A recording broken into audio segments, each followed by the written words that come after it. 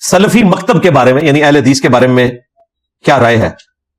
میری رائے تو درجنوں ویڈیوز میں ریکارڈ ہے. میں اہل حدیث کے منہج کو 24 کیرٹ سونا سمجھتا ہوں.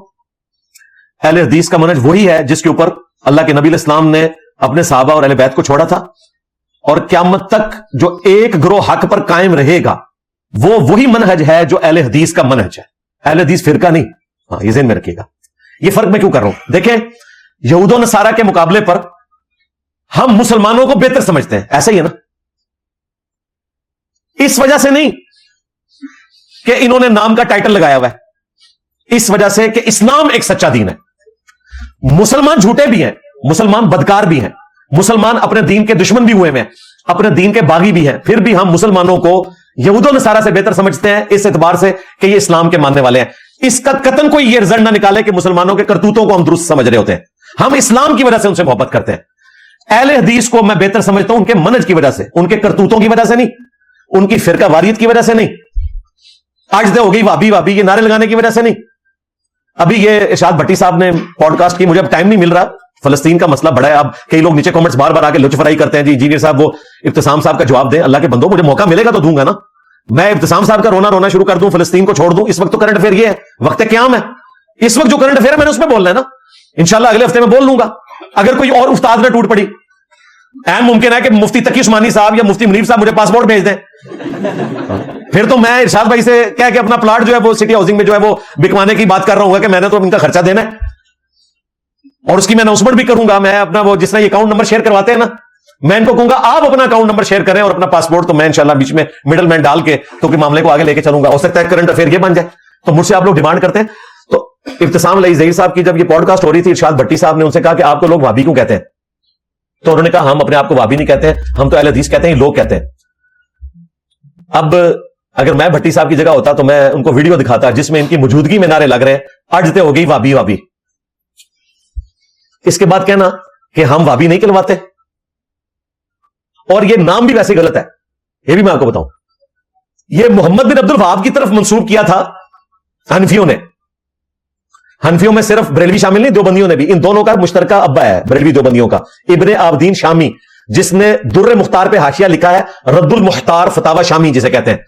اس میں انہوں نے کہا کہ وہابی خوارج کی ایک جماعت ہے. وہابی وہ کہتا تھا, اور انہوں نے کہا کہ محمد بن عبد الوہاب کی شوکت اللہ نے توڑ دی, اللہ نے ان کو ذلیل و خوار کیا. انہوں نے حرمین پہ قبضہ کیا تھا, اللہ نے قبضہ چھڑوا دیا. اب ابن عابدین شامی تو مر کے اپنے بزرگوں کے پاس پہنچ گیا, اسے پتہ ہی نہیں تھا کہ بعد میں سعودی حکومت بن گئی وہاں پہ, جو آج تک قائم ہے. توحید کے حوالے سے اللہ تعالیٰ اسے قائم و دائم رکھے, جو باقی غلطیاں ہیں وہ دور کرے, آمین. تو ابن عابدین شامی نے ان کو وہابی کہا تھا, اور پیر میرے علی شاہ صاحب نے بھی اسی بنیاد پہ ان کو وہابی کہا. المحند میں بھی یہی عبارت کوٹ ہوئی, انہوں نے بھی وہابی کہا. اعلی حضرت نے بھی اسی بنیاد پہ وہابی کہا. جال حق میں مفتی احمد یار خان نعیمی بریلوی نے بھی یہی فتاوی شامی کی عبارت کوٹ کر کے ان کو وہابی کہا. حالانکہ یہ نسبت غلط دی ہے. وہ جو محمد بن عبد الوہاب تھے ان کا نام تو محمد تھا, عبد الوہاب تو ان کا نام ہی نہیں تھا, تو محمد ہی کہنا چاہیے تھا اگر ان کی نسبت کی وجہ سے کہتے ہیں. عبد الوہاب تو ان کے ابے کا نام تھا جو صوفی تھا, کٹر وہ مشرک ٹائپ بندہ تھا عبد الوہاب. تو وابی تو خود صوفی ہیں, بیسیکلی بریلوی دیوبندی وابی ہیں.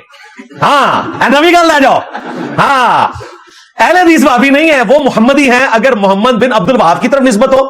اور ویسے ظاہر ہے وہ ان کی طرف نسبت کرتے نہیں, وہ اپنے آپ کو اگر محمدی کہتے ہیں تو محمد رسول اللہ کی وجہ سے صلی اللہ علیہ وآلہ وسلم.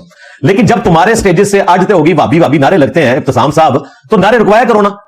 میرے سٹوڈنٹس میں سے ایک دو بندوں نے بات کی نا کہ میں علمی کتابی ہوا, تو میں نے اس اسٹیج سے کہا کہ علمی کتابی فرقے پہ اللہ کی لعنت,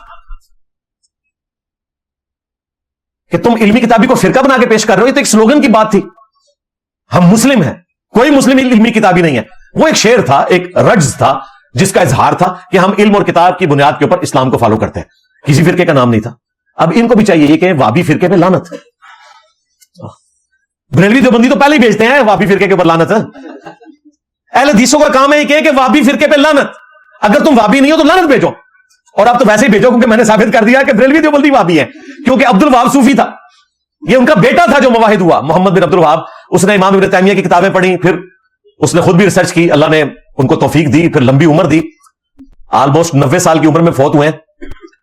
یہ کوئی 1789 میں فوت ہوئے, یعنی یہ جب فرینچ ریولوشن آئی تھی اس کے قریب قریب یہ فوت ہوئے تھے.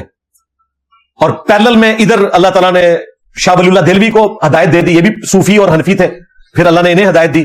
تو یہ دو مجدد ایک وقت میں آئے، عرب میں محمد بن عبد الوہاب صاحب اور یہاں عجم میں شاہ ولی اللہ دہلوی. انہوں نے قرآن کا ترجمہ کر دیا فارسی میں، اور یہ بہاریں ساری آپ کو توحید کی جو نظر آ رہی ہیں، اس میں اولین کریڈٹ جو ہے وہ شاہ ولی اللہ دہلوی کا ہے کہ انہوں نے قرآن کا ترجمہ کیا فارسی میں. عام بندوں کو پتہ چلا کہ کیا لکھا ہوا ہے قرآن میں، ورنہ اس سے پہلے قرآن صرف مردے بخشوانے کے لیے تھا. آج ذرا امیجن کریں قرآن کا ترجمہ نہ ہو تو میں عام بندوں کو جتنا مرضی کہتا ہوں کہ اس آیت میں یہ لکھا ہے، وہ کہیں گے جی کتنے لکھے ہے. ہمارے مولوی تو ایاک نعبد و ایاک نستعین میں سے یا علی مدد یا شیخ عبد القادر جیلانی مدد ثابت کر دیتے ہیں. اب تو اللہ کا شکر ہے، میں یہ کریڈٹ دیتا ہوں عمران خان صاحب کو، خواہ ان کا اپنا عمل تھا یا نہیں تھا، وہ اپنی بیگم کی وجہ سے جا کے پاک پتن میں گر گئے سجدے کی حالت میں. اور پچھلے دنوں ہمارے جو ممدوح ہیں نعیم بخاری صاحب، انہوں نے بھی بڑے اچھے طریقے سے کہا کہ سجدہ ایک ہی ذات کو ہے، یہ زیبا نہیں تھا کہ وہی حرکت کرتے اپنی بیوی کے پیچھے لگ کے. لیکن یہ کریڈٹ ہے ان کا کہ انہوں نے ہر جلسے میں ایاک نعبد و ایاک نستعین اس کو اتنا عام کیا کہ یہ مسلمانوں کا بنیادی عقیدہ ہے. یہ کم از کم پاکستانیوں کو راسخ انہوں نے کروا دیا. اللہ کرے کہ وہ خود بھی ان کی بیگم صاحبہ بھی اس کے اوپر عمل کریں، اور آندہ یہ بابوں سے بچ کے رہیں. ویسے بھی دیکھ لیں بابے کوئی کام نہیں آئے. ہاں، بابوں کے ماننے والی بھی اندر بیٹھی ہوئی ہے، اور جس کو گرایا تھا وہ بھی اندر بیٹھا. بابے کوئی ہوتے تو کام آ جاتے نا ان کے. تو اللہ کے بندے اس طرح کوئی نہیں ہوتا، دنیا بقدر ایفرٹ ہے. تو بات شروع ہوئی تھی ارشاد بھٹی صاحب کی وہ اس سے کہ یہ وہابی آپ نے پوچھا، تو میں اہل حدیث کو 24 کیرٹ سونا مانتا ہوں منج کے طور پہ، لیکن جو انہوں نے اس منج کے ساتھ خود بغاوت کی کہ جب باری آئی اہل بیت کے دفاع کرنے کی تو یہ بنو امیہ کے جا کے خدمت گزار بن گئے اور ظالمین کے ساتھ کھڑے ہو گئے. یزید کو رحمت اللہ علیہ کہنا شروع